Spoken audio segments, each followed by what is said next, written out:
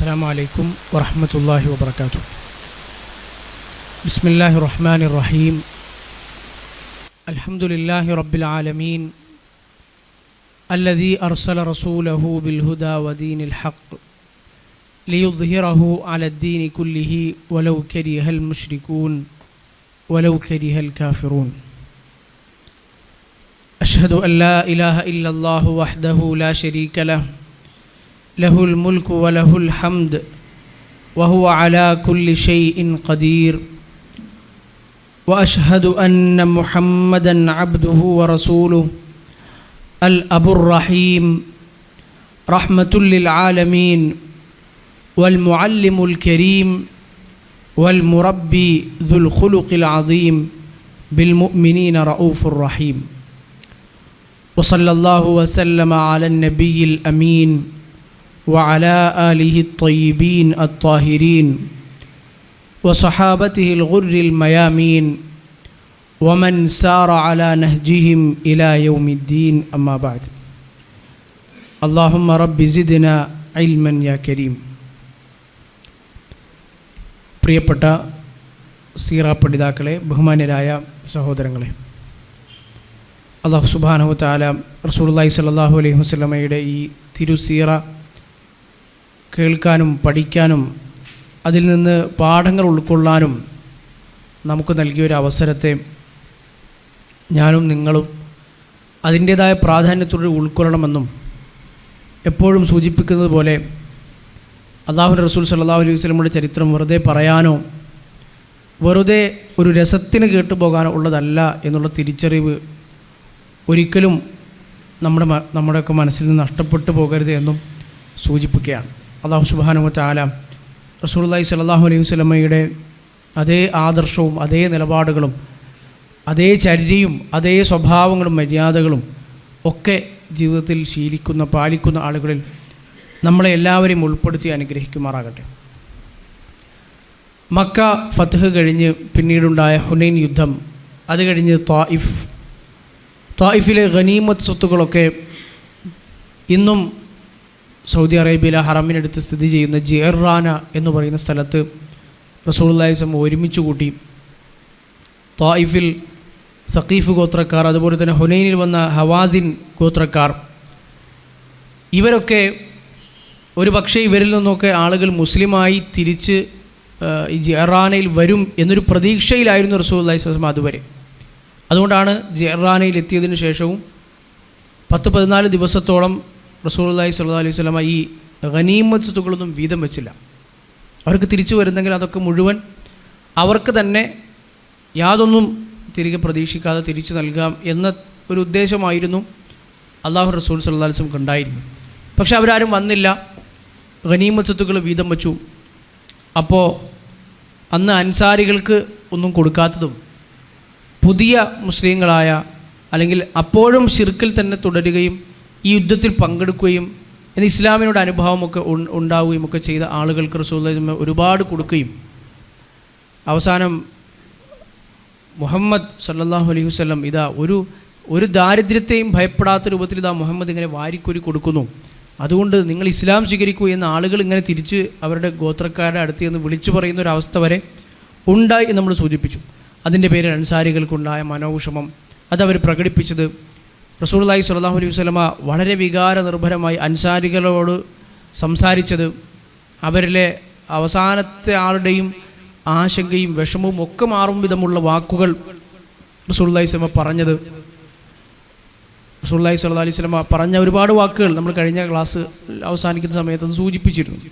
എല്ലാ ആളുകളും ഒരു താഴ്വരയിൽ പ്രവേശിക്കുകയും ലൗ സലക്കന്നാസു വാദിയൻ ലസലക്തു വാദിയൽ അൻസാർ, അൻസാരികൾ വേറൊരു താഴ്വരയിൽ പ്രവേശിക്കുകയും ചെയ്താൽ ഞാൻ അൻസാരികളുടെ ആ താഴ്വരയിലായിരിക്കും ഞാൻ പ്രവേശിക്കുക. ലൗലൽ ഹിജ്റത്തു ലകുന്തു ഇംറഅൻ മിനൽ അൻസാർ, ഹിജ്റ ഇല്ലായിരുന്നു എങ്കിൽ, അഥവാ മക്കയിൽ ജനിച്ച റസൂലുള്ളാഹി സ്വല്ലല്ലാഹു അലൈഹി വസല്ലം അങ്ങനെ ആയിരുന്നില്ല റസൂലുള്ളാഹി സ്വല്ലല്ലാഹു അലൈഹി വസല്ലം വന്നിരുന്നതെങ്കിൽ പ്രവാചകൻ സല്ലല്ലാഹു അലൈഹി വസല്ലം ഒരു അൻസാരിയായി തന്നെ ആകുമായിരുന്നു, മദീനക്കാരൻ തന്നെ ആകുമായിരുന്നു എന്ന് റസൂലുള്ളാഹി സ്വല്ലല്ലാഹു അലൈഹി വസല്ലം പറഞ്ഞത്. അങ്ങനെ പല വിധത്തിൽ റസൂലുള്ളാഹി സ്വല്ലല്ലാഹു അലൈഹി വസല്ലം അൻസാരികളുടെ മഹത്വത്തെയും അവരുടെ ശ്രേഷ്ഠതയും റസൂലിന് അവരോടുള്ള കടപ്പാടിനെയും ബന്ധത്തെയും ഒക്കെ എടുത്തു പറഞ്ഞിട്ടുണ്ട്.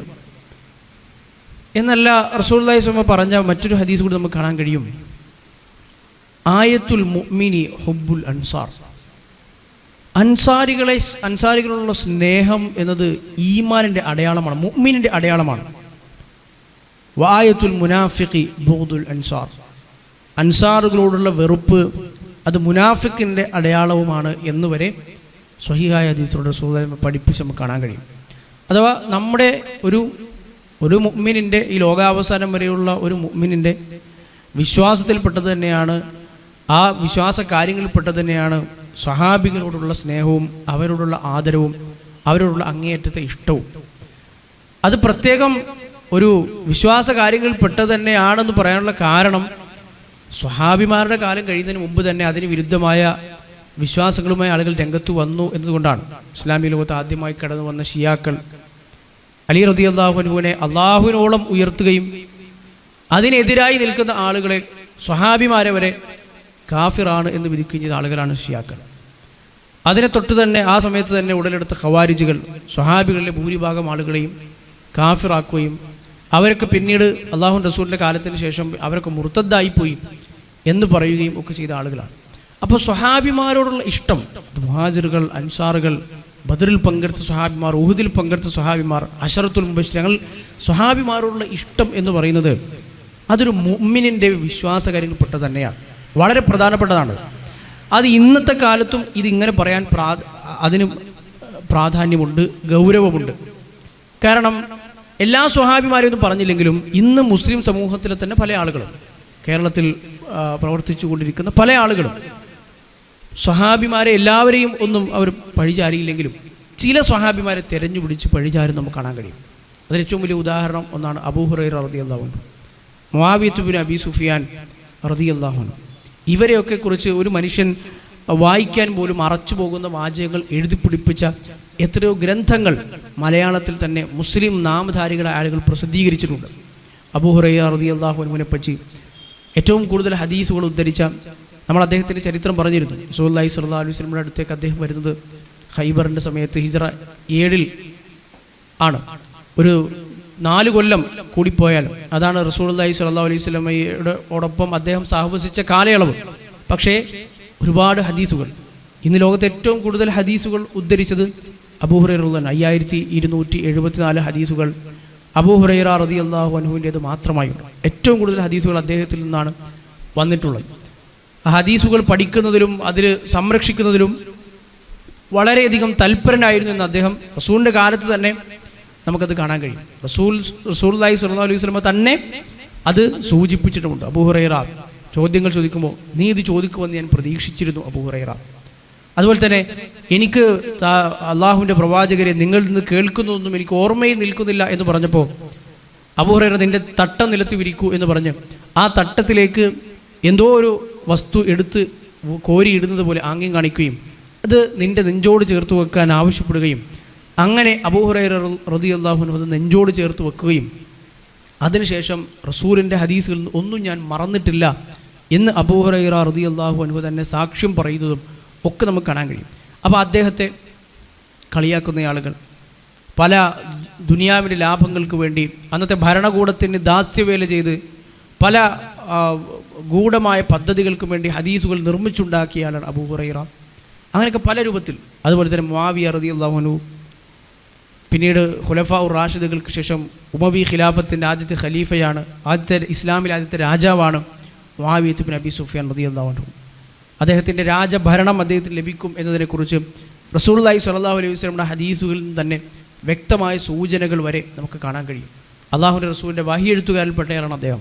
അദ്ദേഹത്തെക്കുറിച്ച് വളരെ മോശമായി സംസാരിക്കുന്ന, അദ്ദേഹം കേട്ടാൽ പോലും അറയ്ക്കുന്ന വാക്കുകൾ അദ്ദേഹത്തെക്കുറിച്ച് പറയുന്ന എഴുത്തുകളും പ്രസംഗങ്ങളും ഇന്നും ആളുകൾ നടത്തിക്കൊണ്ടിരിക്കുന്നുണ്ട്.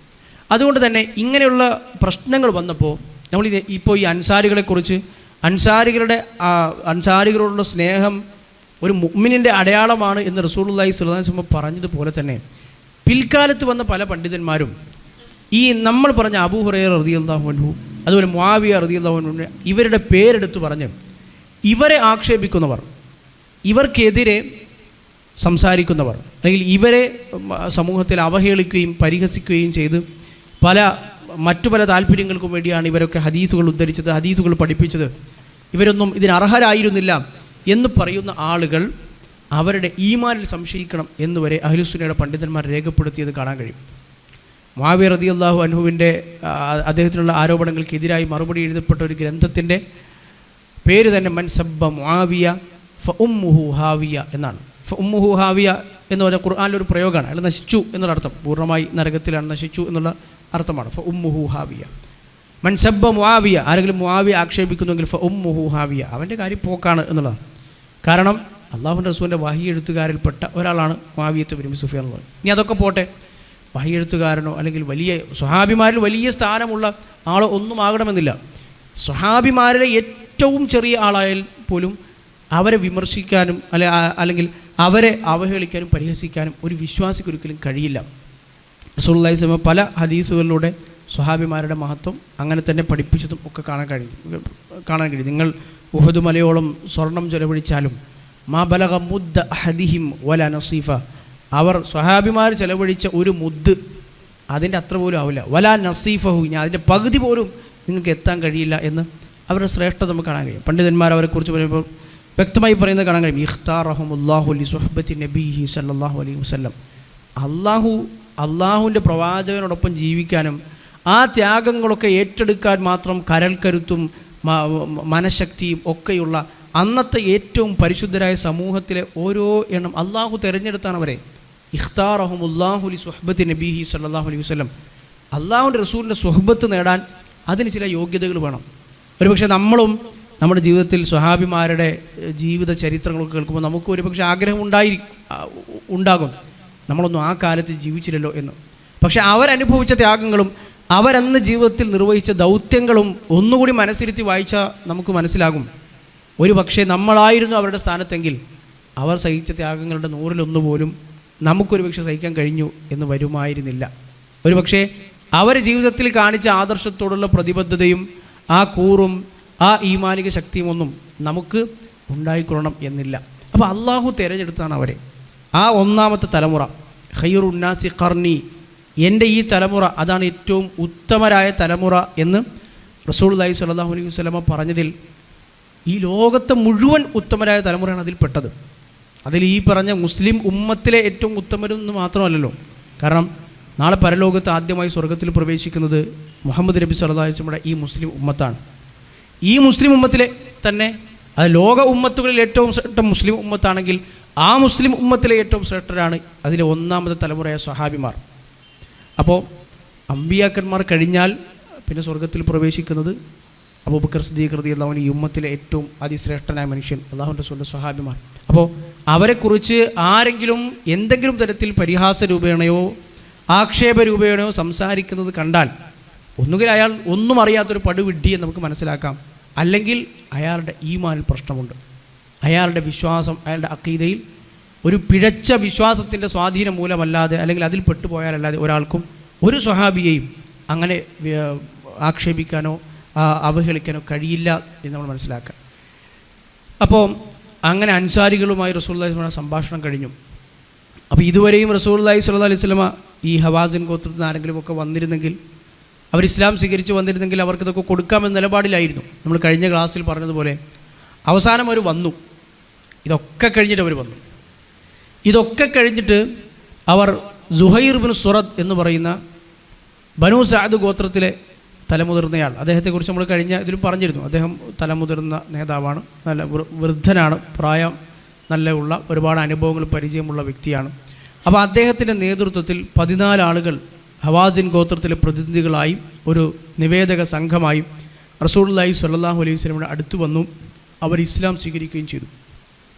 തൊട്ട് മുമ്പ് വരെ യുദ്ധത്തിലുണ്ടായിരുന്ന ശത്രുക്കളായ ആളുകൾ. ഈ സുഹൈർ ഇബ്നു സുറദ് എന്ന മനുഷ്യനെ അദ്ദേഹത്തിൻ്റെ കീഴിലാണ് അവർ വരുന്നത്. അദ്ദേഹത്തെ തന്നെ തിരഞ്ഞെടുക്കാൻ മറ്റൊരു കാരണം കൂടിയുണ്ട്.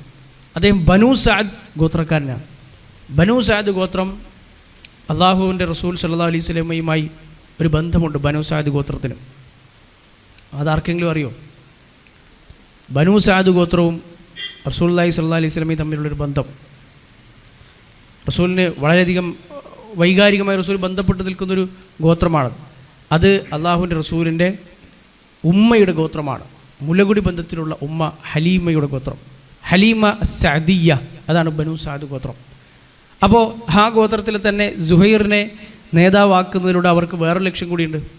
റസൂലിൻ്റെ അടുത്ത് സംസാരിക്കുമ്പോൾ പ്രവാചകനോട് ഏറ്റവും കൂടുതൽ അടുത്ത ബന്ധം ഉള്ളത് ബനു സഅദ് ഗോത്രത്തിലെ സുഹൈറിന് തന്നെയായിരിക്കും. അങ്ങനെ തന്നെയാണ് അദ്ദേഹം സംസാരിക്കുന്നത്. അദ്ദേഹം റസൂലുള്ളാഹി സ്വല്ലല്ലാഹി അലൈഹി വസല്ലം അടുത്ത് വന്നു, ബൈഅത്ത് ചെയ്തു, മുസ്ലിമായി. എന്നിട്ട് അദ്ദേഹം പറഞ്ഞു, യാ റസൂലല്ലാഹ്, അള്ളാഹുവിൻ്റെ പ്രവാചകരെ, ഇപ്പോൾ നമ്മുടെ ത്വായിഫിലും അതുപോലെ തന്നെ ഹവാസിൻ ഗോത്രക്കാരും സഖീഫ് ഗോത്രക്കാരും ഒക്കെ അടങ്ങുന്ന ഇപ്പോൾ താങ്കൾ യുദ്ധം നിർത്തിവെച്ച് തിരിച്ചു പോകുന്ന ആ ഗോത്രക്കാർ, നമ്മളുടെ ആ ഗോത്രക്കാരുണ്ടല്ലോ, അവിടേക്കുള്ളത് അമ്മാത്തിക്ക വഖാലാത്തിക്, നിങ്ങളുടെ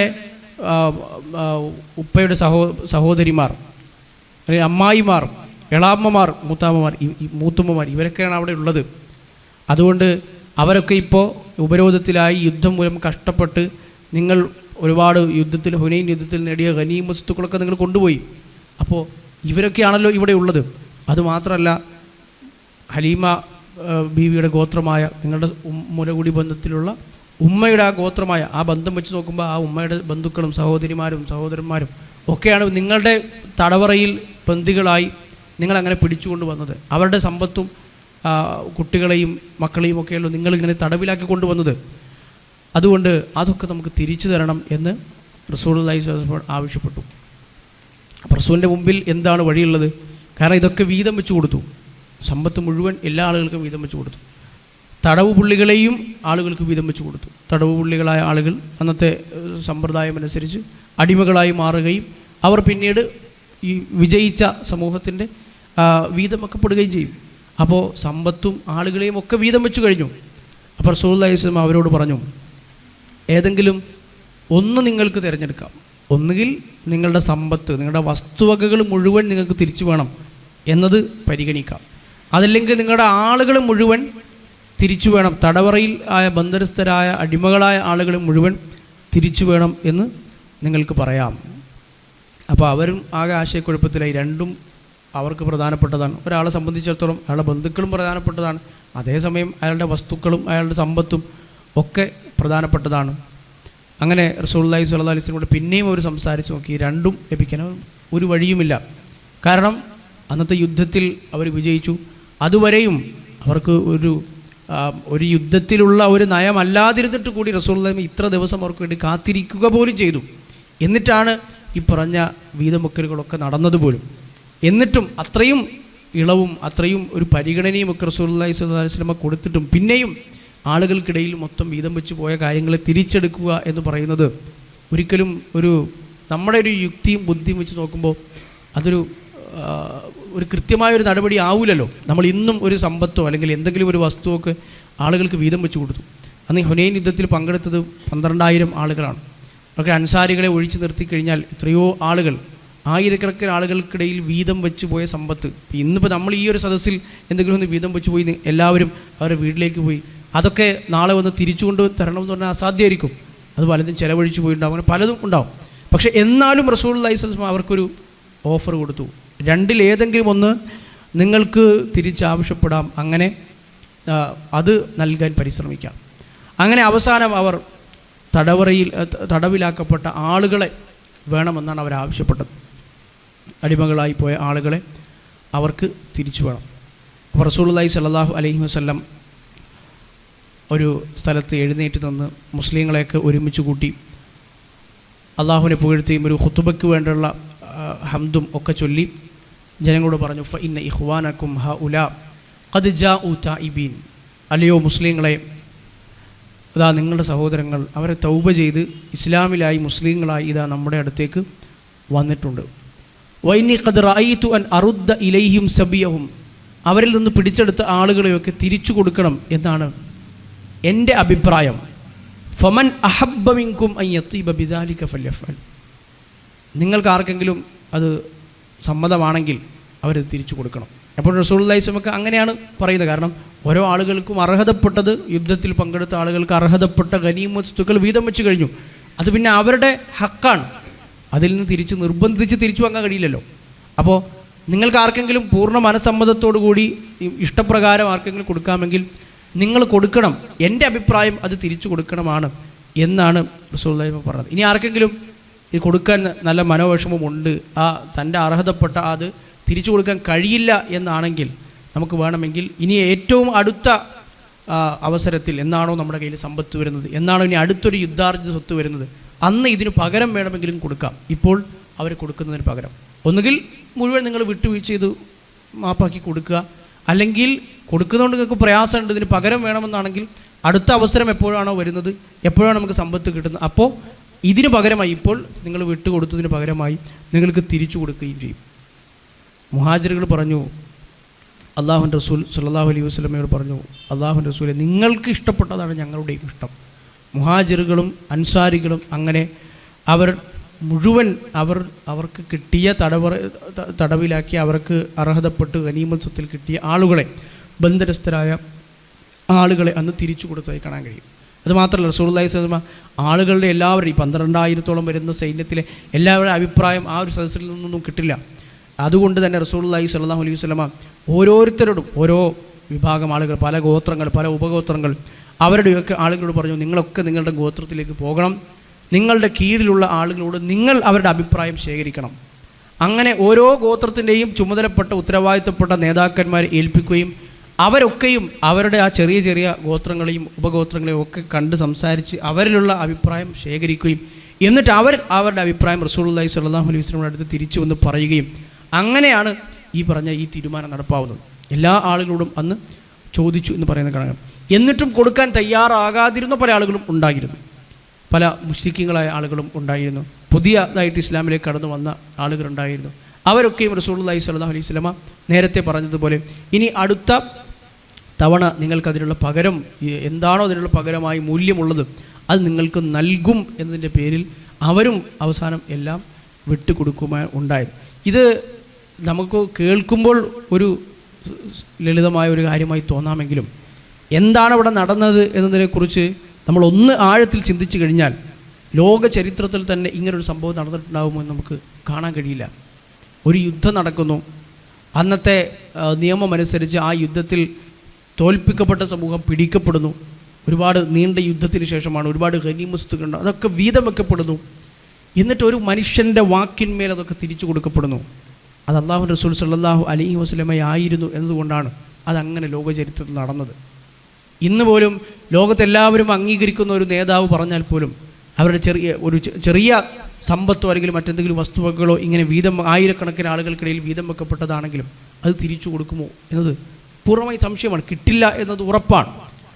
പക്ഷേ അന്നത്തെ കാലത്ത് അത് മുഴുവൻ ഹവാസിൻ ഗോത്രത്തിലെയും സഖീഫ് ഗോത്രത്തിലെയും അന്ന് തടവിലകപ്പെട്ട യുദ്ധത്തിൽ പരാജിതരായ ആളുകളെ, ബന്ദികളെ മുഴുവൻ അല്ലാഹുവിൻ്റെ റസൂൽ സല്ലല്ലാഹു അലൈഹി വസല്ലമയുടെ ഒരൊറ്റ വാക്കിന്മേൽ അന്നത്തെ ആ വലിയ മുസ്ലിം സമൂഹം തിരിച്ചു കൊടുത്തു എന്ന് നമുക്ക് കാണാൻ കഴിയും.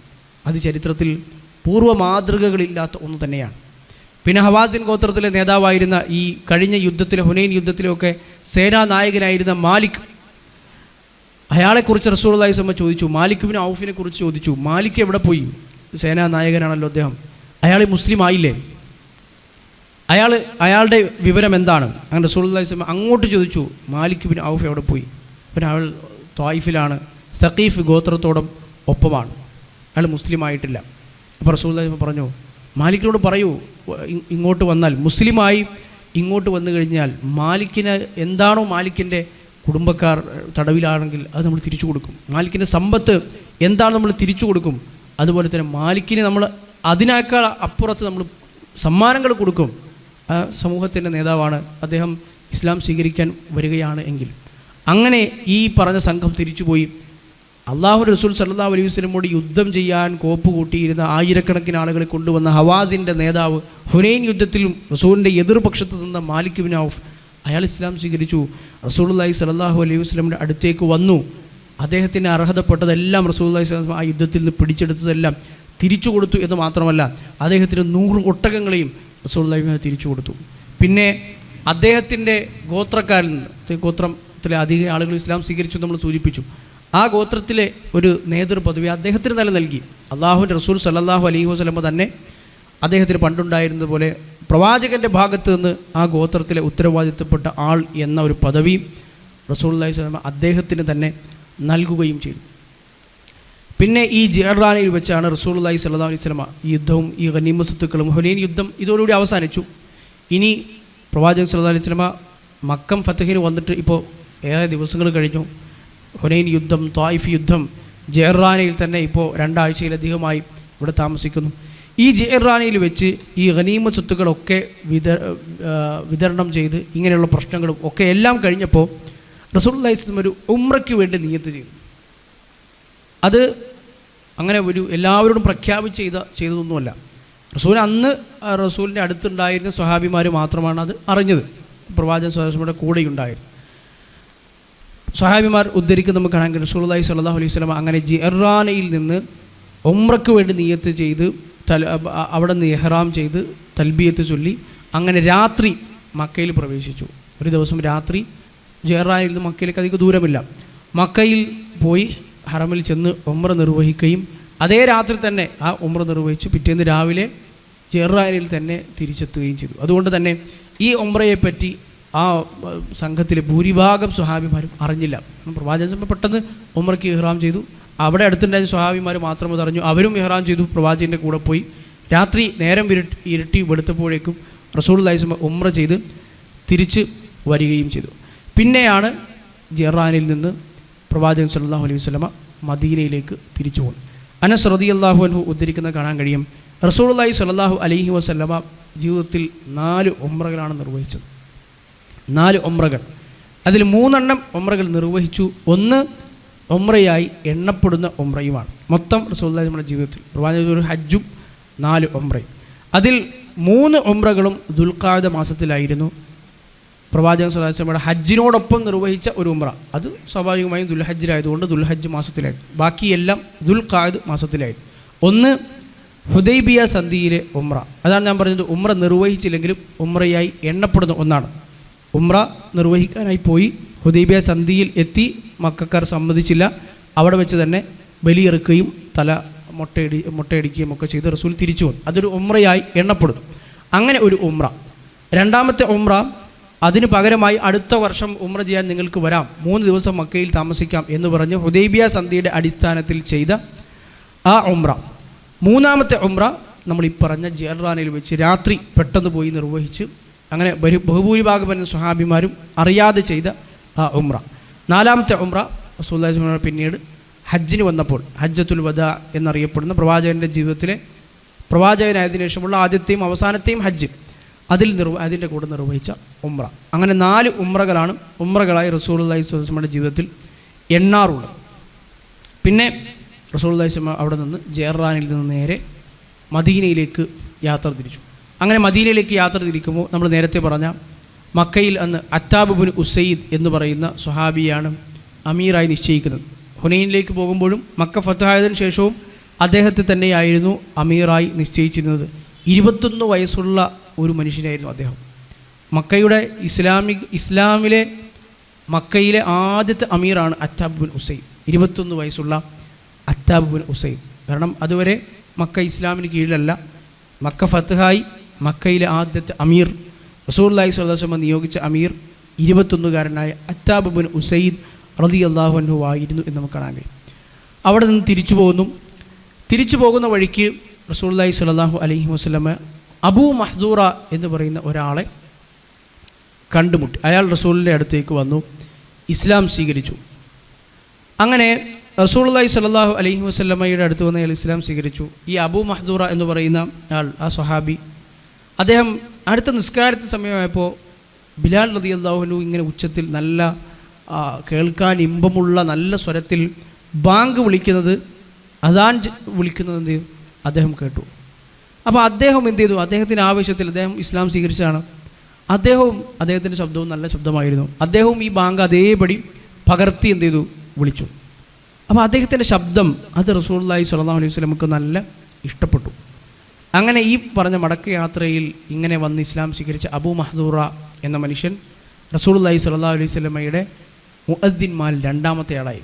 പ്രവാചകൻ്റെ മുഅദ്ദിന്മാരിൽ എണ്ണപ്പെടുമ്പോൾ 2 മുഅദ്ദിന്മാരിൽ ഒന്ന് അബൂ മഹ്ദൂറയും മറ്റേത് നമുക്ക് തുടക്കത്തിൽ അറിയാവുന്ന ഇസ്ലാമിലെ തന്നെ ആദ്യത്തെ മുഅദ്ദിനായ ബിലാൽ ഇബ്നു റബാഹ് റളിയല്ലാഹു അൻഹുമാണ്. അങ്ങനെ അദ്ദേഹം റസൂലുള്ളാഹി സ്വല്ലല്ലാഹു അലൈഹി വസല്ലമയുടെ മുഅദ്ദിനായി ഇന്നും ചരിത്രത്തിൽ അറിയപ്പെടുന്നു. അതുപോലെ തന്നെ റസൂലുള്ളാഹി സ്വല്ലല്ലാഹു അലൈഹി വസല്ലമയോട് അദ്ദേഹം മക്കയിൽ കഅബയിൽ വെച്ച് എനിക്ക് ബാങ്ക് വിളിക്കണം എന്ന് ആഗ്രഹം പ്രകടിപ്പിക്കുകയും അതിന് അനുവാദം തരണം എന്ന് റസൂലുള്ളാഹി സ്വല്ലല്ലാഹു അലൈഹി വസല്ലമയുടെ അടുത്ത് അങ്ങനെ ഒരു ആഗ്രഹം പറഞ്ഞപ്പോൾ റസൂൽ അത് സമ്മതിക്കുകയും അവിടെയുള്ള അമീർ അത്താബ് ഉസൈദ് റളിയല്ലാഹു അൻഹുവിന് അതിനുള്ള നിർദ്ദേശം കൊടുക്കുകയും അങ്ങനെ അബൂ മഹ്ദൂറ എന്ന് പറയുന്ന മനുഷ്യൻ റസൂലുള്ളാഹി സ്വല്ലല്ലാഹു അലൈഹി വസല്ലമയുടെ കൽപ്പന പ്രകാരം പിന്നീട് തിരിച്ച് അദ്ദേഹം മക്കയിലേക്ക് പോയി. അവിടെയുള്ള അമീർ അത്താബ് ഉസൈദിനെ കണ്ടു. കാബയിൽ മസ്ജിദുൽ ഹറമിൽ ബാങ്ക് വിളിക്കാനുള്ള അധികാരം അദ്ദേഹം നേടിയെടുക്കുകയും ചെയ്തു. അന്ന് അബൂ മഹ്ദൂറ റളിയല്ലാഹു അൻഹുവിൻ്റെ പ്രായം 16 ആയിരുന്നു എന്ന് അദ്ദേഹത്തിൻ്റെ ചരിത്രത്തിൽ നമുക്ക് കാണാൻ കഴിയും. വളരെ ചെറുപ്രായത്തിലുള്ള 21ഉം 16ഉം ഒക്കെ വയസ്സുള്ള അന്നത്തെ ചെറുപ്പക്കാരായ വളരെ ചെറുപ്രായത്തിൽ തന്നെ ഈമാനികമായ കരുത്തും ആവേശവും ഒക്കെ ഉണ്ടായിരുന്ന ആളുകളുടെ ചരിത്രം ഏത് പ്രായത്തിൽ നമ്മളിപ്പോൾ ഏത് പ്രായത്തിലായിരുന്നാലും നമുക്കൊക്കെ വലിയൊരു പാഠമാണ്. നമ്മളിപ്പോൾ ഏത് പ്രായത്തിൽ ഉള്ള ആളായിരുന്നാലും ഇവരുടെയൊക്കെ ഈ ജീവചരിത്രം നമ്മളിപ്പോൾ ജീവിതത്തിൻ്റെ ഏത് ഘട്ടത്തിലെത്തി നിൽക്കുന്ന ആളായാലും നമ്മുടെ ജീവിതം ഇതുവരെ കഴിഞ്ഞത് എന്താണോ അതവിടെ നിൽക്കട്ടെ. ഇനിയുള്ള ജീവിതം ഇപ്പോൾ മുതൽ നന്മയുടെ ഏതെങ്കിലും ഒരു മേഖലയിൽ അത് അവസരങ്ങൾ ചോദിച്ചു വാങ്ങിയാണ് എങ്കിലും അബൂ മഹ്ദൂറ റളിയല്ലാഹു അൻഹുവിനെ പോലെ അല്ലാഹു റസൂൽ സ്വല്ലല്ലാഹു അലൈഹി വസല്ലമയോട് ഒരു അല്പം മുമ്പ് മാത്രം മുസ്ലിമായ ഒരു മനുഷ്യന് ചോദിക്കാൻ കഴിയുന്നതിനേക്കാളും എത്രയോ വലുതാണ് അദ്ദേഹം ചോദിച്ചത്.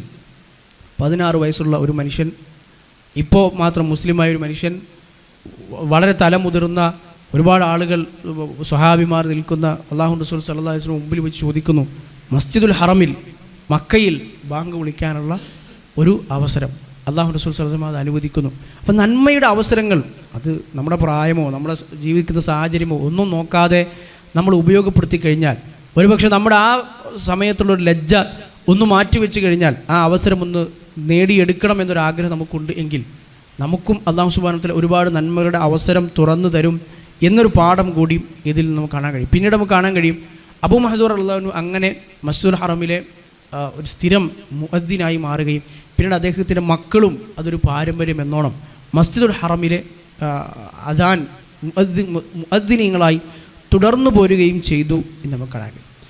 അങ്ങനെ റസൂലുള്ളാഹി സ്വല്ലല്ലാഹു അലൈഹി വസല്ലം ഈ പറഞ്ഞ മദീനയിലേക്കുള്ള യാത്രയിലായിരുന്നു. മദീനയിലെത്തി വളരെ ദീർഘമായ ഒരു യാത്രയാണ് കഴിഞ്ഞത്. റസൂലുള്ളാഹി സ്വല്ലല്ലാഹു അലൈഹി വസല്ലമയുടെ ഈ ഒരു മദീനയിലേക്കുള്ള തിരിച്ചുവരവ്, ആ ഒരു തിരിച്ചുവരവിനെക്കുറിച്ച് നമ്മളധികം വിശദീകരിക്കേണ്ടതില്ല. 8 വർഷങ്ങൾക്ക് മുമ്പ് അല്ലാഹുവിൻ്റെ റസൂൽ മദീനയിലേക്ക് നടന്നു വരുന്നതും ഖസ്വാ എന്ന് പറയുന്ന ഒട്ടകപ്പുറത്ത് കയറി അബൂബക്കർ സിദ്ദീഖ് റളിയല്ലാഹു അൻഹുവിനോടൊപ്പം ഹിജ്റയുടെ രൂപത്തിൽ മദീനയിലേക്ക് വരുന്നതും ഇന്ന് മദീനയിലേക്ക് വരുന്നതും തമ്മിൽ എത്ര വലിയ വ്യത്യാസമുണ്ട്.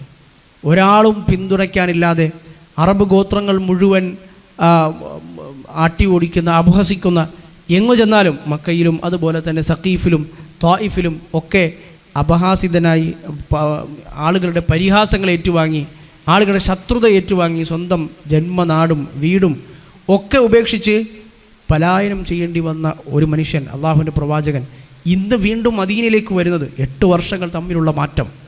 8 വർഷങ്ങൾക്ക് മുമ്പ് എങ്ങനെയാണോ വന്നത് ഇന്ന് മദീനയിലേക്ക് വരുന്നത് അന്ന് അറബികൾ കണ്ട ഏറ്റവും വലിയൊരു സൈന്യത്തിൻ്റെ ഉടമയായി 10,000-ലധികം വരുന്ന മുസ്ലിങ്ങളുടെ നായകനായി അന്ന് തന്നെ ആട്ടിയോടിച്ച മക്കയിലെ പ്രമുഖന്മാരൊക്കെയും അല്ലെങ്കിൽ അവരുടെ മക്കളും അവരുടെ പരമ്പരയുമൊക്കെ മുസ്ലിങ്ങളായി തൻ്റെ കീഴിൽ തൻ്റെ ഏതൊരാജ്ഞയും അനുസരിക്കാൻ മാത്രം പോന്ന പഞ്ചപുച്ഛമടക്കി നിൽക്കുന്ന അനുയായികളായി മാറിയ സാഹചര്യത്തിൽ പ്രധാനപ്പെട്ട അന്ന് തന്നെ ഉപദ്രവിച്ച എല്ലാ ശത്രുക്കളും ഒന്നുകിൽ അവർ യുദ്ധത്തിൽ പരാജയപ്പെടുകയോ വധിക്കപ്പെടുകയോ ഒക്കെ ചെയ്ത് അവരെയൊക്കെ പരാജയം രുചിച്ച ആ ഒരു അവസരത്തിൽ തന്നെ വർഷങ്ങൾക്ക് മുമ്പ് മക്കയിൽ നിന്ന് എങ്ങോട്ടെങ്കിലും അഭയം തേടിപ്പോകാം എന്ന് പറഞ്ഞ് ത്വായിഫിലേക്ക് യാത്ര തിരിച്ച് തൻ്റെ ബന്ധുക്കളും ഒക്കെയുള്ള സഖീഫ് ഗോത്രത്തിനെ അടുത്ത് ചെന്ന് അഭയം ചോദിച്ചപ്പോൾ അത് തരാതിരുന്ന സഖീഫ് ഗോത്രത്തിനെ അടക്കം പരാജയപ്പെടുത്തി അവരുടെ ആളുകൾ അല്ലാഹു റസൂൽ സ്വല്ലല്ലാഹു അലൈഹി വസല്ലം അടുത്തു വന്ന് തങ്ങളുടെ ബന്ദികളെ വിട്ടയക്കണം എന്ന് അപേക്ഷിച്ച് എന്നിട്ടും അവരോട് വിട്ടുവീഴ്ച ചെയ്തു കൊടുത്ത്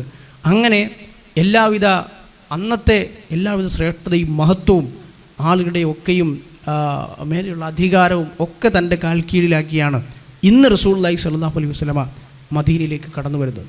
അവിടെയാണ് അല്ലാഹു സുബ്ഹാനഹു വ തആല നമുക്കെല്ലാം പരിചയമുള്ള സൂറത്തുൻ നസ്ർ അത് പ്രയോഗിച്ചതിൽ ഒരു സാങ്കത്യം നമുക്ക് മനസ്സിലാവും. ഇദാ ജാഅ നസ്റുല്ലാഹി വൽ ഫത്ഹ്, അള്ളാഹുവിൻ്റെ സഹായവും അള്ളാഹുവിൻ്റെ വിജയവും ഫതഹും വന്നെത്തിക്കഴിഞ്ഞാൽ വറഅയ്ത അന്നാസ യദ്ഖുലൂന ഫീ ദീനില്ലാഹി അഫ്വാജ, ജനങ്ങളിങ്ങനെ ഫൗജൻ ഫൗജൻ അഫ്വാജൻ എന്ന് പറഞ്ഞാൽ കൂട്ടം കൂട്ടമായി ഓരോ സമൂഹങ്ങൾ, അത് കഴിഞ്ഞ് അടുത്ത സമൂഹങ്ങൾ, അങ്ങനെ വന്ന് ഇസ്ലാം സ്വീകരിക്കുന്നത് പ്രവാചകരെ താങ്കൾ കാണുകയും ചെയ്താൽ ഫസബ്ബിഹ് ബിഹംദി റബ്ബിക്, അള്ളാഹുവിനെ ഹംദ് ചെയ്യുക, തസ്ബീഹ് ചൊല്ലുക, പുകഴ്ത്തുക, അള്ളാഹുവിനെ വാഴ്ത്തുക, നന്ദി പറയുക, വസ്തഗ്ഫിർ, അള്ളാഹുവിനോട് പാപമോചനം തേടുക, ഇന്നഹു കാന തവ്വാബ, അള്ളാഹു ഒരുപാട് പൊറുക്കുന്നവനാണ് എന്ന ആ സൂറത്ത് ഉണ്ടാകുന്നത്.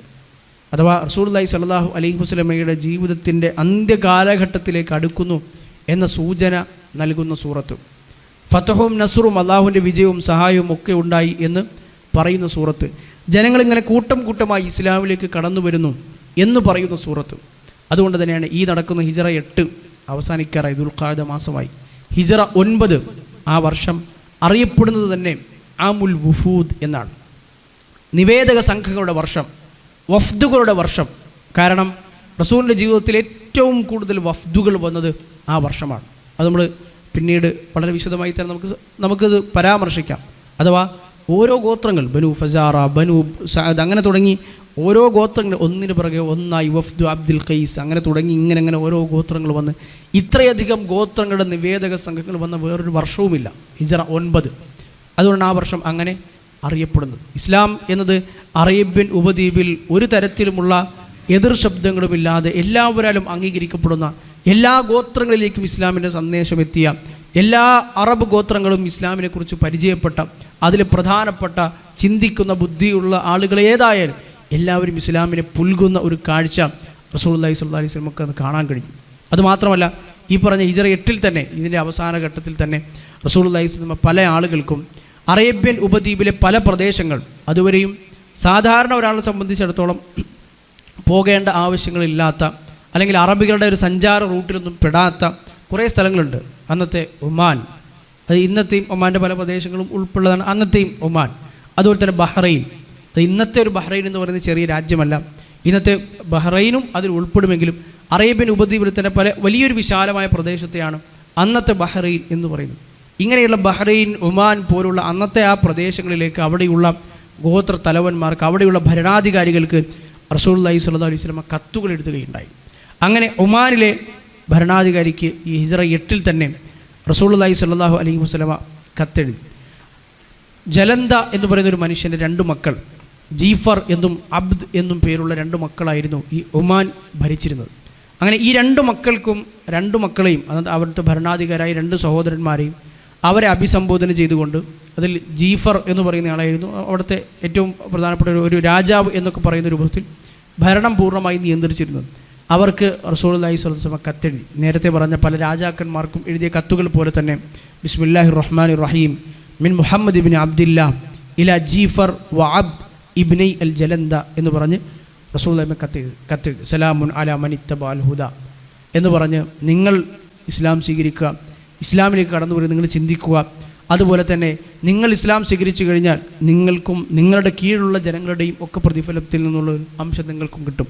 എന്നല്ല, നിങ്ങളിപ്പോൾ ഇതിനെ നിരാകരിക്കുകയാണ് എങ്കിൽ അവരുടെയൊക്കെ പാപഭാരം കൂടി നിങ്ങൾ ഏറ്റെടുക്കേണ്ടി വരും എന്ന പ്രവാചകൻ്റെ എല്ലാ കത്തുകളുമുള്ള വാചകങ്ങൾ അതിലുണ്ടായിരുന്നു. അതുമാത്രമല്ല, നിങ്ങൾ ഇസ്ലാം സ്വീകരിക്കുകയാണെങ്കിൽ നിങ്ങളുടെ ഈ പ്രദേശം, ഈ ഒമാൻ പ്രദേശത്തിൻ്റെ നിയന്ത്രണം, ഈ അധികാരം, അത് പിന്നെയും നിങ്ങൾക്ക് തന്നെ തുടർന്നു കൊണ്ടുപോകാവുന്നതാണ്.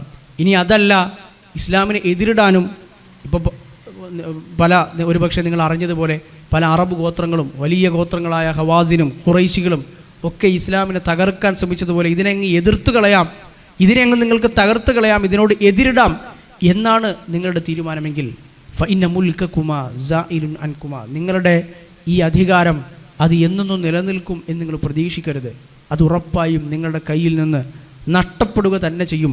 മുസ്ലിങ്ങൾ അത് ഏതൊരു കാലത്തായിരുന്നാലും നിങ്ങളുടെ അധികാരത്തിനു മേൽ മുസ്ലിങ്ങൾക്ക്, ഇസ്ലാമിന് അധികാരമുണ്ടാവുക തന്നെ ചെയ്യും. എൻ്റെ നുബൂവത്ത്, എൻ്റെ പ്രവാചകത്വം നിങ്ങളുടെ രാജാധികാരത്തെ അതിജയിക്കുക തന്നെ ചെയ്യും എന്നും റസൂലുള്ളാഹി സ്വല്ലല്ലാഹു അലൈഹി വസല്ലമ ആ കത്തിൽ എഴുതിയിരുന്നു. ഉബയ്യ് ഇബ്നു കഅബ് റളിയല്ലാഹു അൻഹുവിൻ്റെ കയ്യിലാണ് പ്രവാചകൻ തൻ്റെ മോതിരം ഉപയോഗിച്ച് ആ കത്ത് മുദ്ര വെച്ച് സീൽ ചെയ്ത് ആ കത്ത് അയച്ചത്. അതുപോലെ തന്നെ അംർ ഇബ്നുൽ ആസ് റളിയല്ലാഹു അൻഹു അദ്ദേഹമാണ് ഈ കത്ത് കൊണ്ടുപോകുന്നത്. ഉബയ്യ് ഇബ്നു കഅബ് റളിയല്ലാഹു അൻഹുവാണ് ആ കത്ത് എഴുതുന്നത്.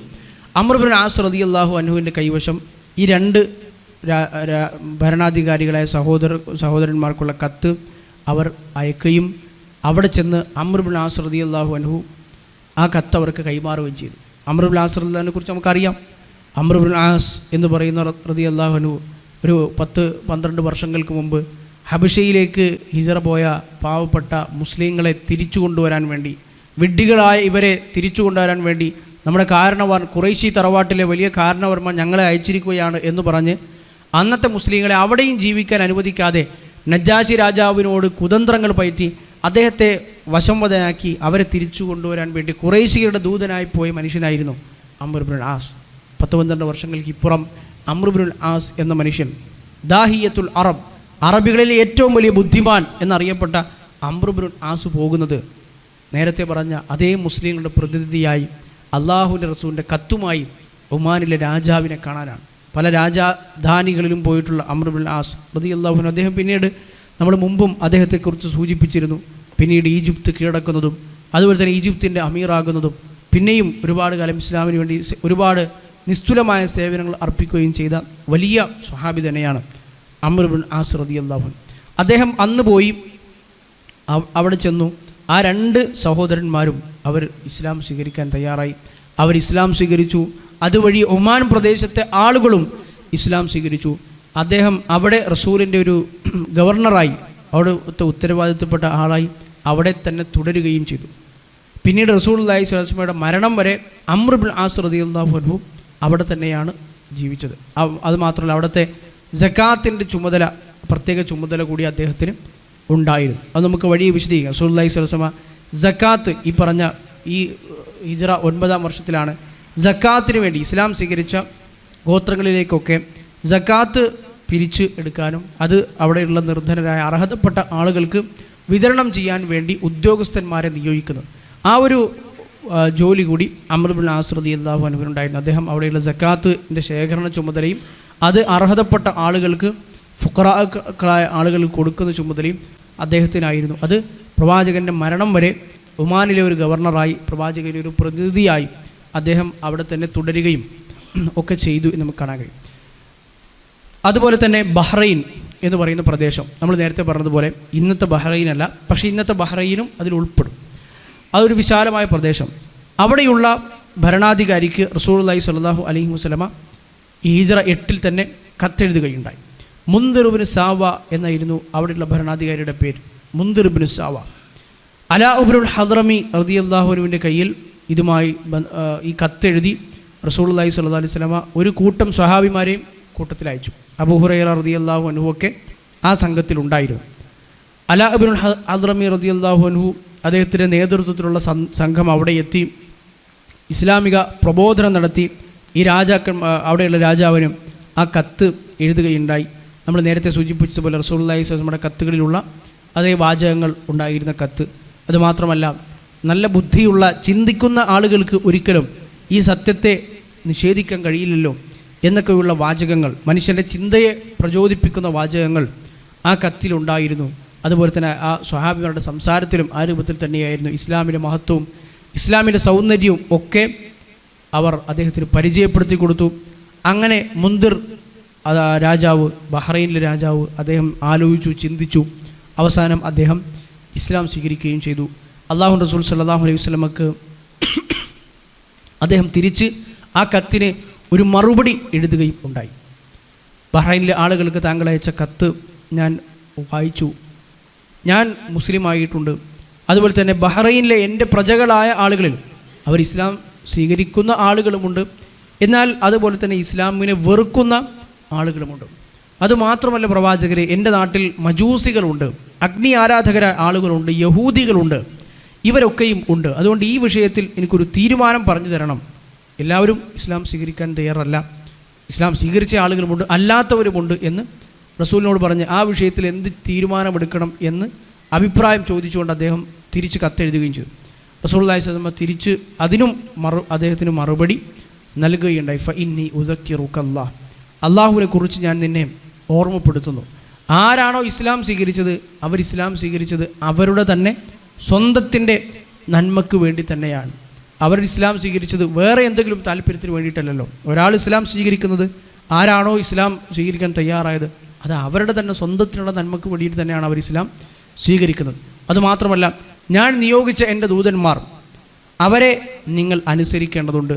അവരെ നിങ്ങൾ അനുസരിക്കുന്നത് വഴി എന്നെയാണ് യഥാർത്ഥത്തിൽ നിങ്ങൾ അനുസരിക്കുന്നത്. അതുപോലെ തന്നെ എൻ്റെ ദൂതന്മാർ നിങ്ങളെപ്പറ്റി നല്ല കാര്യങ്ങളാണ് എന്നോട് പറഞ്ഞിട്ടുള്ളത്, നിങ്ങളെപ്പറ്റി പുകഴ്ത്തി അവർ സംസാരിച്ചിട്ടുണ്ട് എന്ന് റസൂലുള്ളാഹി സ്വല്ലല്ലാഹു അലൈഹി വസല്ലം പറയുകയും, ബാക്കി ഇസ്ലാം സ്വീകരിക്കാതെ നിൽക്കുന്ന ആളുകൾ അവരോട് നമ്മളൊന്നും ചെയ്യേണ്ടതില്ല, അവരെ ഇസ്ലാം സ്വീകരിക്കാൻ നിർബന്ധിക്കുകയോ അല്ലെങ്കിൽ മറ്റെന്തെങ്കിലും മാർഗത്തിലൂടെ അവർ ഇസ്ലാമിലേക്ക് കൊണ്ടുവരാൻ പരിശ്രമിക്കുകയോ ചെയ്യേണ്ടതില്ല എന്ന് റസൂലുള്ളാഹി സ്വല്ലല്ലാഹു അലൈഹി വസല്ലമ പറയുകയും ചെയ്തു. അതുപോലെ തന്നെ അവിടെയുള്ള യഹൂദികളും അതുപോലെ തന്നെ മജൂസികളുമായ ആളുകൾക്ക് ഇസ്ലാമിക ഭരണകൂടത്തിൻ്റെ നിയമപ്രകാരം അവർക്ക് സക്കാത്തില്ല. അവരാ ഭരണകൂടത്തിൻ്റെ കീഴിലെ എല്ലാ ആനുകൂല്യങ്ങളും അനുഭവിച്ചുകൊണ്ടാണ് ജീവിക്കുന്നത്. അതുകൊണ്ട് തന്നെ മുസ്ലിങ്ങൾക്കിടയിൽ സക്കാത്ത് പോലും അവർക്ക് നിർബന്ധമില്ല. അപ്പോൾ അവർക്ക് ജിസിയ നൽകണം എന്നും റസൂലുള്ളാഹി സ്വല്ലല്ലാഹു അലൈഹി വസല്ലമ പറയുകയുണ്ടായി ആ തിരിച്ചുള്ള മറുപടിയിൽ. കാരണം അവരെ സംബന്ധിച്ചിടത്തോളം ഇസ്ലാമിക ഭരണകൂടമാണെങ്കിൽ ഇസ്ലാമിക ഭരണകൂടത്തിൽ ജീവിക്കുന്ന അഹ്ലു ദിമ്മികളായ ആളുകൾ, ദിമ്മ എന്ന് പറഞ്ഞാൽ ചുമതല, ഉത്തരവാദിത്വം എന്നൊക്കെയാണ് അർത്ഥം. അഥവാ മുസ്ലിങ്ങൾ സംരക്ഷണം ഏറ്റെടുത്തവർ, അവരുടെ ഉത്തരവാദിത്വം ഏറ്റെടുത്തവർ എന്നാണ് അതുകൊണ്ട് അർത്ഥമാക്കുന്നത്. അഥവാ ഒരു സ്ഥലത്ത് ഇസ്ലാമിക ഭരണകൂടമാണ്, മുസ്ലിം സൈന്യമാണ് എങ്കിൽ അവിടെ ജീവിക്കുന്ന മുസ്ലിങ്ങളല്ലാത്ത ആളുകളെ സംബന്ധിച്ചിടത്തോളം അവർ ഇസ്ലാമിക ഭരണകൂടത്തിന് നൽകേണ്ട സാമ്പത്തികമായ ഒരു കടമയാണ് ജിസിയ എന്ന് പറയുന്നത്. അവർക്ക് മറ്റു ബാധ്യതകൾ ഇസ്ലാമിക ഭരണകൂടത്തോട് മറ്റൊന്നുമില്ല. അവർക്ക് ഇസ്ലാമിക സൈന്യത്തിൽ ചേരണം എന്നുപോലുമില്ല. മുസ്ലിങ്ങൾക്ക് സക്കാത്തുണ്ട്. അതുപോലെ തന്നെ എന്താണോ ഇസ്ലാമിക ഭരണാധികാരി നിശ്ചയിക്കുന്ന ആ ചുമതലകൾ നിർവഹിക്കേണ്ടതുണ്ട്. സൈന്യത്തിൽ ഇസ്ലാമിക ഭരണാധികാരിയുടെ കൽപ്പന പ്രകാരം അത് കൽപ്പനയുണ്ടെങ്കിൽ നിർബന്ധമായും ആ ഉത്തരവാദിത്വം നിർവഹിക്കേണ്ടതുണ്ട്. എന്നാൽ അതേസമയം ഈ പറഞ്ഞ മുസ്ലിങ്ങളല്ലാത്ത ആളുകൾക്ക് ഇതൊന്നുമില്ല. അവരുടെ സംരക്ഷണം മുസ്ലിങ്ങളാണ് ഏറ്റെടുക്കുക, ഇസ്ലാമിക ഭരണകൂടമാണത് നിർവഹിക്കുക. അതിനു പകരമായി ആ രാജ്യത്ത് ജീവിക്കുമ്പോൾ അവർ നിർവഹിക്കേണ്ട ഒരു ബാധ്യതയാണ് ജിസിയ എന്ന് പറയും. അപ്പോൾ ആ ജിസിയ അവരിൽ നിന്ന് സ്വീകരിക്കണം എന്ന് പറയും.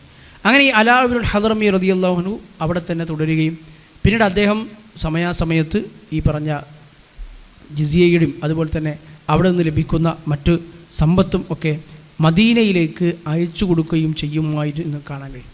അംർ ഇബ്നു ഔഫ് റളിയല്ലാഹു അൻഹു ഉദ്ധരിക്കുന്ന ഹദീസിൽ നമുക്ക് കാണാൻ കഴിയും, ഒരു പ്രാവശ്യം ഈ അലാ ഇബ്നുൽ ഹദ്റമി റളിയല്ലാഹു അൻഹു അബൂ ഉബൈദ റളിയല്ലാഹു അൻഹുവിനെയാണ് ഈ പറഞ്ഞ ജിസിയയുടെ തുകയും മറ്റുമായി മദീനയിലേക്കുള്ള സമ്പത്തുമായി അദ്ദേഹം അയച്ചത്.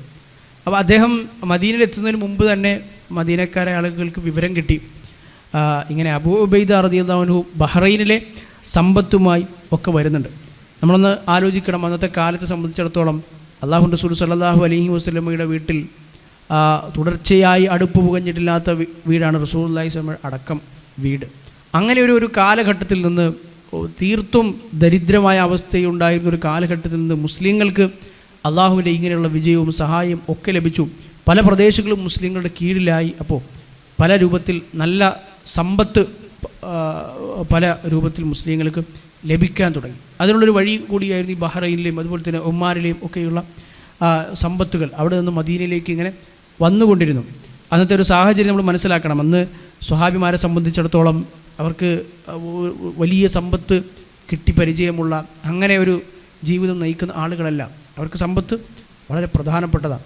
അങ്ങനെ ഒരു സാഹചര്യത്തിലാണ് നമ്മൾ നേരത്തെ പറഞ്ഞ സ്വഹാബിമാർ അള്ളാഹുവിൻ്റെ റസൂലിൻ്റെ കൽപ്പന കേട്ടുകൊണ്ട് തങ്ങൾക്ക് ലഭിച്ചതെല്ലാം അർഹതപ്പെട്ടതാണെങ്കിൽ കൂടി അള്ളാഹുവിൻ്റെ പ്രവാചകൻ്റെ കൽപ്പന പ്രകാരം അത് വിട്ടുകൊടുക്കാൻ തയ്യാറായത് എന്ന് നമ്മൾ മനസ്സിലാക്കണം. അങ്ങനെ ഈ അബൂ ഉബൈദ റളിയല്ലാഹു അൻഹു ഇങ്ങനെ മദീനയിലേക്ക് ഇങ്ങനെ വരുന്നുണ്ട്, ഇങ്ങനെ വലിയ സമ്പത്തുമായി വരുന്നുണ്ടെന്ന് അറിഞ്ഞപ്പോൾ അന്ന് സുബഹിക്ക് പള്ളിയിൽ നിറയെ ആൾ. റസൂലുള്ളാഹി സ്വല്ലല്ലാഹു അലൈഹി വസല്ലമ നിസ്കാരം കഴിഞ്ഞു തിരിച്ചിരുന്നു. എന്നിട്ട് പ്രവാചക സമയത്ത് ഇവരൊക്കെ കണ്ടപ്പോൾ ചിരിച്ചു. കാരണം അന്ന് സുബഹിക്ക് സാധാരണ പള്ളിയിൽ കാണാത്ത മദീനയുടെ ദൂര ദേശങ്ങളിലൊക്കെ ജീവിക്കുന്ന സ്വഹാബിമാരൊക്കെ അന്ന് മസ്ജിദ് നബവിയിലുണ്ട്. അപ്പോൾ അബൂ ഉബൈദ റളിയല്ലാഹു അൻഹു സുബഹിക്കാൻ അവിടെ എത്തുക. അപ്പോൾ അത് എങ്ങനെയോ അറിഞ്ഞു. അങ്ങനെ ആ സമ്പത്തിൽ നിന്ന് അവർ അത്രത്തോളം ദരിദ്രാവസ്ഥയിൽ ജീവിച്ച ആളുകളാണ്. അതിൽ നിന്ന് എന്തെങ്കിലും കിട്ടും എന്ന പ്രതീക്ഷയിലാണ് അവർ വരുന്നത്. അപ്പോൾ റസൂലുള്ളാഹി സ്വല്ലല്ലാഹു അലൈഹി വസല്ലമയുടെ അടുക്കൽ അന്ന് സമ്പത്ത് വിതരണം ചെയ്യും. അപ്പോൾ റസൂൽ അവരോട് ചോദിച്ചു, അദുന്നുക്കും സമയത്തും ബി ഖുദൂമി അബി ഉബൈദ, അബൂ ഉബൈദ വരുന്നു എന്ന് നിങ്ങൾ കേട്ടിട്ടുണ്ടാവും അല്ലേ? അല്ല, ഇപ്പോൾ പള്ളിയിലിപ്പോൾ പല കാണാത്ത ആളുകളെയും ദൂര മദീനയുടെ ഉയർന്ന പ്രദേശങ്ങളൊക്കെ ജീവിക്കുന്ന ആളുകളൊക്കെ ഇവിടെ കാണുന്നു. വന്നഹു ജാ അബിഷൈ, അബൂ ഉബൈദയുടെ കയ്യിൽ നല്ല സമ്പത്തുണ്ട് എന്നൊക്കെ ഒരുപക്ഷെ നിങ്ങൾ കേട്ടിട്ടുണ്ടാകും എന്നല്ലേ എന്ന് ചോദിച്ചു. അജൽ യാ റസൂൽ, അല്ലാഹുവിൻ്റെ റസൂലേ, അങ്ങനെ നമ്മൾ കേട്ടതുകൊണ്ടാണ് വന്നത് എന്ന് പറയുകയും റസൂലുള്ളാഹി സ്വല്ലല്ലാഹു അലൈഹി വസല്ലം നിങ്ങൾക്ക് സന്തോഷ വാർത്ത നിങ്ങൾക്കുണ്ട്, അങ്ങനെ സമ്പത്ത് വരുന്നുണ്ട് എന്ന വാർത്ത പറയുകയും അതിൽ നിങ്ങൾക്ക് അല്ലാഹു സുബ്ഹാനഹു വ തആല നിങ്ങൾക്ക് കണക്കാക്കിയതനുസരിച്ച് നിങ്ങൾക്ക് ലഭിക്കും എന്ന് പറയുകയും ഒക്കെ ചെയ്തു. അന്നത്തെ ഒരു സാഹചര്യമാണ്. അന്നത്തെ ആളുകൾ സംബന്ധിച്ചിടത്തോളം, അങ്ങനെ ഒരു ജീവിത പരിതസ്ഥിതിയിൽ ജീവിക്കുന്ന ആളുകളെ സംബന്ധിച്ചിടത്തോളം അവർക്ക് ലഭിക്കുന്ന സമ്പത്ത് അത്രത്തോളം സമ്പത്തിന് ആവശ്യമുള്ള ആളുകളാണ് അവർ. അങ്ങനെ ഒരു സാഹചര്യമാണത്. അത് റസൂലിന് നല്ലപോലെ അറിയാം. റസൂലിൻ്റെ വീടിനെക്കുറിച്ച് സ്വഹാബിമാർക്കും അറിയാം. പക്ഷേ അങ്ങനെ ഒരു വലിയ സമ്പത്ത്, അത് അർഹതപ്പെട്ട സമ്പത്താണ്. സമ്പത്ത് ഒരാൾക്ക് ജീവിതത്തിൽ ഉണ്ടാകണമെന്ന് ആഗ്രഹിക്കുന്ന ഒരിക്കലും തെറ്റല്ല. പ്രത്യേകിച്ച് അങ്ങനെ ഒരു ദരിദ്രാവസ്ഥയിൽ ജീവിക്കുന്ന ഏതൊരു മനുഷ്യനും സമ്പത്ത് ആഗ്രഹിക്കുന്നു എന്ന് പറയുന്നത് ന്യായമായ ഒരു ആവശ്യം തന്നെയാണ്. പക്ഷേ അങ്ങനെ ഒരു സാഹചര്യത്തിലും അല്ലാഹു റസൂൽ സ്വല്ലല്ലാഹു അലൈഹി വസല്ലമ ലോകത്തുള്ള എല്ലാ മുസ്ലിങ്ങൾക്കും പാഠമായി മറ്റൊരു കാര്യം കൂടി പഠിപ്പിച്ചു. വളരെ ദരിദ്രാവസ്ഥയിൽ ജീവിച്ചു വന്ന അല്ലാഹുവിൻ്റെ റസൂലിനെ എല്ലാം കൊടുത്ത് സഹായിച്ച പ്രവാചകൻ്റെ ഒരു കൽപ്പനയ്ക്ക് പോലും എതിര് പ്രവർത്തിക്കാവുന്ന ഒരു കൽപ്പനയുടെ പേരിൽ തങ്ങൾക്കുള്ളതെല്ലാം അല്ലാഹുവിൻ്റെ മാർഗ്ഗത്തിൽ ചെലവഴിച്ച ആളുകളോടാണ് റസൂലുള്ളാഹി സ്വല്ലല്ലാഹു അലൈഹി വസല്ലം തിരിച്ച് ഈ സന്ദർഭത്തിൽ ഇത് പറയുന്നത്. നിങ്ങൾക്കുള്ളത് എല്ലാം ലഭിക്കുമെന്ന് പറഞ്ഞതിന് ശേഷം റസൂലുള്ളാഹി സ്വല്ലല്ലാഹു അലൈഹി വസല്ലം പറയാണ്, ഫവല്ലാഹി മൽ ഫഖ്റു അഖ്ഷ അലൈക്കും, എൻ്റെ സ്വഹാബിമാരെ, അള്ളാഹുവാണ് സത്യം, നിങ്ങൾക്ക് ദാരിദ്ര്യം ബാധിക്കും എന്നതല്ല ഞാൻ പേടിക്കുന്നത്. ഫഖർ, അതിനെയല്ല ഞാൻ നിങ്ങൾക്ക് അത് ദാരിദ്ര്യം ഉണ്ടായി നിങ്ങളൊക്കെ നശിച്ചു പോകും എന്നതിനെക്കുറിച്ച് എനിക്കൊരു പേടിയുമില്ല. വലാക്കിൻ അഖ്ഷ അലൈക്കും അൻ തുബ്സത അലൈക്കും ദുനിയ, നാളെ ഈ പറഞ്ഞത് ഇതൊക്കെ ഒരു തുടക്കമാണ്. നാളെ ദുനിയാവ് നിങ്ങൾക്ക് ഒരുപാട് വിശാലമാക്കപ്പെടും. മദീനയിലേക്ക് പിൽക്കാലത്ത് നമുക്കറിയാലോ, ഉമർ ഇബ്നു ഖത്താബ് റളിയല്ലാഹു അൻഹുവിൻ്റെ കാലഘട്ടത്തിലൊക്കെ കുന്നുകൂടി സമ്പത്ത് മദീനയിലേക്ക് വന്നു. ഇസ്ലാമിക സാമ്രാജ്യത്തിൻ്റെ ഭരണകൂടമായി മദീനയിലേക്ക് നാനാഭാഗത്തു നിന്ന് സമ്പത്തുകൾ കുന്നുകൂടി. സക്കാത്ത് സ്വീകരിക്കാൻ ആളില്ലാത്ത അവസ്ഥ പിൽക്കാല ഖലീഫുമാരുടെ ജീവിതത്തിലുണ്ടായി. അങ്ങനെ നിങ്ങൾക്ക് ദുനിയാവ് വിശാലമാക്കപ്പെടും, അതാണ് ഞാൻ ഭയപ്പെടുന്നത്. കമാ ബുസിത്തത് അലാ മൻ കാന ഖബ്ലക്കും, ഇത് ഇന്ന് ജീവിക്കുന്ന ഞാനും നിങ്ങളുമൊക്കെ അടങ്ങുന്ന മുസ്ലിം സമൂഹവും പേടിക്കേണ്ട ഒരു വസ്തു തന്നെയാണ് എന്ന് നമുക്ക് മനസ്സിലായി. ഇമാം ബുഖാരി ഇമാം മുസ്ലിമും ഒക്കെ ഉദ്ധരിച്ച മുത്തഫഖുൻ അലൈഹി ഹദീസാണിത്. നിങ്ങൾക്കുമേൽ ഞാൻ ദാരിദ്ര്യമല്ല ഭയപ്പെടുന്നത്, ദുനിയാവ് നിങ്ങൾക്ക് വിശാലമാക്കപ്പെടുന്നതാണ് ഞാൻ ഭയപ്പെടുന്നത്. ഏതുപോലെ നിങ്ങൾക്ക് മുമ്പ് ജീവിച്ചു പോയ കുറേ സമൂഹങ്ങൾക്ക് ഇങ്ങനെ വലിയ സാമ്പത്തികമായ നല്ല ഉന്നത അവസ്ഥ അവരും കൈവരിച്ചിരുന്നു. ഫതനാഫസൂഹ കമാ തനാഫസൂഹ, നിങ്ങൾ അതിനു വേണ്ടി മത്സരിക്കുന്നത് പോലെ, അവർ അതിനു വേണ്ടി മത്സരിച്ചതുപോലെ നിങ്ങളും ഭാവിയിൽ അതിനു വേണ്ടി മത്സരിക്കും. വതുഹ്ലികകും കമാ അഹ്ലകതുഹും, അങ്ങനെ ആ സമ്പത്ത് കാരണം അത് അവരെ നശിപ്പിച്ചതുപോലെ നിങ്ങളെയും സമ്പത്ത്, സുഖലോലുപത എല്ലാം ലഭിക്കുന്നൊരവസ്ഥ, നല്ല സുഖ സൗകര്യങ്ങളും ഒക്കെ ഉള്ളൊരവസ്ഥ, ഒരു ദാരിദ്ര്യമോ സാമ്പത്തികമോ ബുദ്ധിമുട്ടൊന്നുമില്ലാത്ത അവസ്ഥ, അതൊക്കെ മാറി നല്ല സമ്പത്തൊക്കെ വരുമ്പോൾ അത് മുൻപുള്ള ആളുകൾ നശിപ്പിച്ചതുപോലെ അത് നിങ്ങളെയും നശിപ്പിക്കും എന്ന് റസൂലുള്ളാഹി സ്വല്ലല്ലാഹു അലൈഹി വസല്ലം പറയുകയുണ്ടായി. നമുക്ക് നമ്മുടെ കയ്യിൽ ലഭിക്കുന്ന 1 രൂപയാണെങ്കിൽ പോലും അതിൻ്റെ മൂല്യവും അതിൻ്റെ ഗൗരവവും നമ്മൾ മനസ്സിലാക്കണം എന്ന് തന്നെയാണ് ഈ ഹദീസിലൂടെ എനിക്കും നിങ്ങൾക്കും ലഭിക്കുന്ന വലിയൊരു പാഠം. റസൂലുള്ളാഹി സ്വല്ലല്ലാഹു അലൈഹി വസല്ലം പറയുന്നൊരു സന്ദർഭം അവിടെയും ശ്രദ്ധേയമാണ്. ഇതൊക്കെയും ഹിജ്റ 8-ലാണ് സംഭവിക്കുന്നത്. ഹിജ്റ 8-ൽ ഇനിയും പ്രധാനപ്പെട്ട 2-3 സംഭവങ്ങൾ കൂടിയുണ്ട്. ഇസ്ലാം വിമർശകർ ഒക്കെ വളരെ പ്രാധാന്യപൂർവ്വം എന്തോ കിട്ടി എന്ന രൂപത്തിൽ അവതരിപ്പിക്കുന്ന, അല്ലാഹു റസൂൽ സല്ലല്ലാഹു അലൈഹി വസല്ലം സ്ത്രീ വിഷയത്തിൽ ഭയങ്കര താൽപരനായിരുന്നു, അന്യ സ്ത്രീകളെ കയറിപ്പിടിക്കുന്ന ഒരു സ്ത്രീലമ്പടനായിരുന്നു എന്ന് പ്രവാചകൻ സല്ലല്ലാഹു അലൈഹി വസല്ലമയെക്കുറിച്ച് ഒരു വിശ്വാസിക്ക് കേട്ടാൽ സഹിക്കാൻ കഴിയാത്ത വാക്കുകൾ പറയുന്ന, അതിനുവേണ്ടി ഹദീസുകളെ ദുർവ്യാഖ്യാനം ചെയ്യുന്ന ആളുകൾ സാധാരണ ഉദ്ധരിക്കാറുള്ളൊരു സംഭവം, ജൗൻ ഗോത്രക്കാരിയായ ഒരു സ്ത്രീയെ ഒരു തോട്ടത്തിൽ വെച്ച് റസൂലുള്ളാഹി സ്വല്ലല്ലാഹു അലൈഹി വസല്ലം കടന്നുപിടിക്കാൻ ശ്രമിച്ചു. അവർ അല്ലാഹുവിൻ്റെ റസൂൽ സല്ലല്ലാഹു അലൈഹി വസല്ലമയോട് ഞാൻ നിങ്ങളിൽ നിന്ന് അള്ളാഹുവിനോട് കാവൽ ചോദിക്കുന്നു എന്ന് പറയുകയും ചെയ്തു എന്ന് പറയുന്ന സംഭവം. അതൊക്കെയും ഹിജ്റ 8-ലാണ് ഉണ്ടാകുന്നത്. ഇൻഷാ അല്ലാഹ് അതിൻ്റെ വളരെ വിശദാംശങ്ങൾ ഇമാം ബുഖാരി ഒക്കെ വളരെ വിശദമായി ഉദ്ധരിച്ച ഒരു സംശയത്തിനും വകുപ്പില്ലാത്ത വിധം ഹദീസ് ഗ്രന്ഥങ്ങളിൽ സ്വഹീഹായ നിലക്ക് തന്നെ കുറ്റമറ്റ രൂപത്തിൽ തന്നെ വളരെ വ്യക്തമായ സനദോടുകൂടി തന്നെ വന്ന സംഭവങ്ങളെ ആധുനിക ലോകത്ത് ഇന്നും നിരവധി തവണ ആയിരക്കണക്കിന് പണ്ഡിതന്മാർ ആ ഹദീസുകൾ രേഖപ്പെടുത്തിയ ഇമാം ബുഖാരിയും അതുപോലെ തന്നെ ഇമാം മുസ്ലിമും ആ ഹദീസുകൾക്ക് വ്യാഖ്യാനം എഴുതിയ ഇബ്നു ഹജർ അസ്ഖലാനി അതുപോലുള്ള തലമുതിർന്ന പണ്ഡിതന്മാർ നൂറ്റാണ്ടുകൾക്ക് മുമ്പ് മറുപടി പറഞ്ഞു പോയ ആ ഒരു വിഷയത്തെ ഇന്നും ഇസ്ലാമിനെതിരെ ഒരു ആയുധവും ഒരു ദുഷ്പ്രചരണം നടത്താൻ ഒന്നും കിട്ടാത്തപ്പോൾ ഒരു പിടിവള്ളിയായി ഉപയോഗിക്കുന്ന വിമർശകർ അങ്ങനെ ഒരു സംഭവം ജൗൻ ഗോത്രക്കാരിയുടെ സംഭവം അത് ഈ ഹിജ്റ 8 തന്നെയാണ് നടന്നത്. അത് നമുക്ക് ഇൻഷാ അല്ലാഹ് അതിൻ്റെ വിശദാംശങ്ങൾ നമുക്ക് അടുത്ത ക്ലാസ്സിൽ വിവരിക്കാം. അല്ലാഹു സുബ്ഹാനഹു വ തആല കൂടുതൽ പഠിക്കാനും മനസ്സിലാക്കാനും നമുക്കെല്ലാവർക്കും തൗഫീക്ക് നൽകി അനുഗ്രഹിക്കുമാറാകട്ടെ. സ്വഹാബിമാരുടെ ജീവിതം കേൾക്കുമ്പോൾ ഓരോ സ്വഹാബിമാരും നന്മയിൽ മുന്നേറാൻ ശ്രമിച്ച അവസരങ്ങളെ ഉപയോഗപ്പെടുത്താൻ അബൂ മഹ്ദൂറ റളിയല്ലാഹു അൻഹുവിനെ പോലെ അവസരങ്ങൾ ഉപയോഗപ്പെടുത്താൻ ശ്രമിച്ച ആ സന്ദർഭങ്ങൾ വായിക്കുമ്പോൾ വളരെ ചെറിയ പ്രായത്തിൽ അദ്ദേഹത്തിൻ്റെ ആ താല്പര്യവും ആവേശവും വായിക്കുമ്പോൾ കേൾക്കുമ്പോൾ നമുക്കും നമ്മുടെ ജീവിതത്തിൽ അള്ളാഹു മുന്നിൽ കൊണ്ടുവന്ന് തരുന്ന നന്മയുടെ അവസരങ്ങൾ ഒരിക്കലും നഷ്ടപ്പെടുത്താൻ നമ്മൾ ശ്രമിച്ചുകൂടാ, പുറംകാല് കൊണ്ട് തട്ടിയേറിയാൻ പാടില്ല എന്നൊരു പാഠം നമുക്ക് ലഭിക്കുന്നുണ്ട്. അതുപോലെ തന്നെ അത്രയേറെ ദരിദ്രാവസ്ഥയിൽ കഴിഞ്ഞിരുന്നൊരു സമൂഹത്തോട് നിങ്ങൾക്ക് മേൽ ദാരിദ്ര്യമല്ല ഞാൻ ഭയപ്പെടുന്നത് എന്നും നാളെ ഈ ദുനിയാവ് വിശാലമാക്കപ്പെടുന്നൊരവസ്ഥയാണ് ഭയപ്പെടുന്നത് എന്നും പറയുമ്പോൾ ഇന്ന് 21-ാം നൂറ്റാണ്ടിൽ നമ്മൾ ഈ അനുഭവിക്കുന്ന സുഖ സൗകര്യങ്ങളും ഇന്ന് ഉള്ള സാമ്പത്തികമായ നല്ലൊരു അവസ്ഥയും ഒക്കെ അതുമായി ബന്ധപ്പെട്ടും താരതമ്യം ചെയ്ത് നോക്കിക്കഴിഞ്ഞാൽ വലിയ പാഠമാണ് അതിൽ നിന്ന് എനിക്കും നിങ്ങൾക്കും ഒക്കെ ലഭിക്കുന്നത്. അല്ലാഹു സുബ്ഹാനഹു വ തആല സ്വഹാബിമാർ സ്നേഹിച്ചതുപോലെ റസൂലിനെ സ്നേഹിക്കാൻ, സ്വഹാബിമാർ നന്മയെ ഇഷ്ടപ്പെട്ടതുപോലെ നന്മയെ ഇഷ്ടപ്പെടാൻ അള്ളാഹുവിൻ്റെ റസൂലിൻ്റെ ഒരു കൽപ്പന ഒരൊറ്റ വാക്ക് ജീവിതത്തിൽ വരുമ്പോൾ ജീവിതത്തിൽ എത്ര പ്രിയപ്പെട്ടതായിരുന്നാലും എത്ര അർഹതപ്പെട്ടതായിരുന്നാലും അതിനെ വേണ്ടെന്ന് വയ്ക്കാൻ അവർ കാണിച്ചതുപോലെ അള്ളാഹുവിൻ്റെ റസൂലിൻ്റെ വാക്കുകളെ പിൻപറ്റാൻ, ചര്യയെ പിൻപറ്റാൻ അവർ കാണിച്ച ശ്രദ്ധ പോലെ നമുക്കും അള്ളാഹുവിൻ്റെ റസൂലിനെ പിൻപറ്റാൻ, പ്രവാചക ചര്യയെ പിൻപറ്റാൻ, അള്ളാഹുവിൻ്റെ റസൂലിൻ്റെ സ്വഭാവങ്ങളെയും മര്യാദകളെയും ജീവിതത്തിൽ ഉൾക്കൊള്ളാൻ അള്ളാഹു നമുക്കും തൗഫീക്ക് നൽകി അനുഗ്രഹിക്കുമാറാകട്ടെ. കേൾക്കുന്നതിലുപരി വായിക്കുന്നതിലും പഠിക്കുന്നതിലുപരി ജീവിതത്തിൽ അത് പ്രവർത്തിക്കാനും അങ്ങനെ നാളെ നമ്മുടെ കർമ്മരേഖയിൽ ഒരുപാട് സൽക്കർമ്മങ്ങൾ രേഖപ്പെടുത്താനും അള്ളാഹു നമുക്ക് തൗഫീക്ക് നൽകി അനുഗ്രഹിക്കുമാറാകട്ടെ. വഹാദ വസല്ലല്ലാഹു അലാ നബിയിന മുഹമ്മദ് വഅലാ ആലിഹി വസഹാബത്തിഹി കുല്ലിഹിം അജ്മഈൻ വൽഹംദുലില്ലാഹി റബ്ബിൽ ആലമീൻ.